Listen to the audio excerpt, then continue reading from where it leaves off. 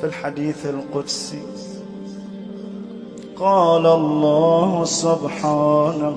وتعالى: يا ابن آدم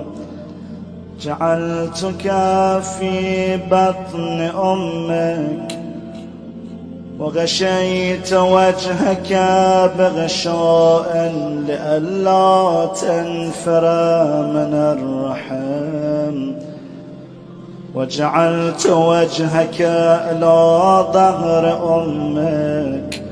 لئلا تؤذيك رائحة الطعام، وجعلت لك متكئا على يمينك ومتكئا عن شمالك، فأما الذي عن يمينك فالكبد، وأما الذي عن شمالك فالطحال. وعلمتك القيام والقعود في بطن أمك، فهل يقدر على ذلك غيري؟ فلما أن تمت مدتك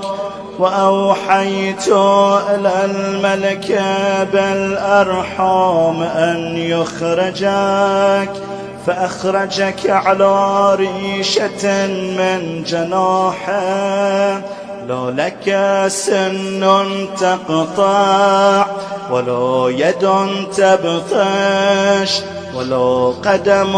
تسعى، فأبعث لك عرقين رقيقين في صدر أمك يجريان لبنا خالصا حارا في الشتاء وباردا في الصيف، وألقيت محبتك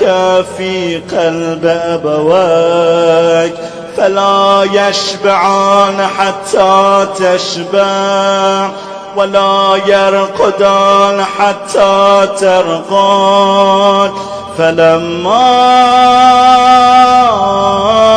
قوي ظهرك واشتد أزرك برزتني بالمعاصي في خلواتك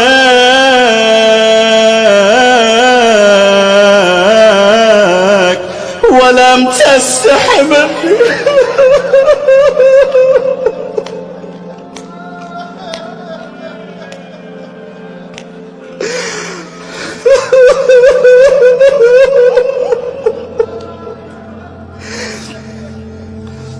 ومع هذا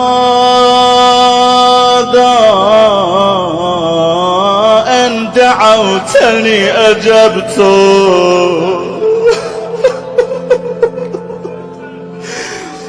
وإن سألتني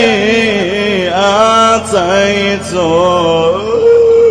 وإن تبت إلي قبلتك.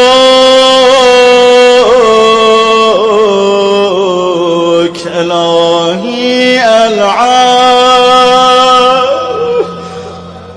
إلهي العاب إلهي العاب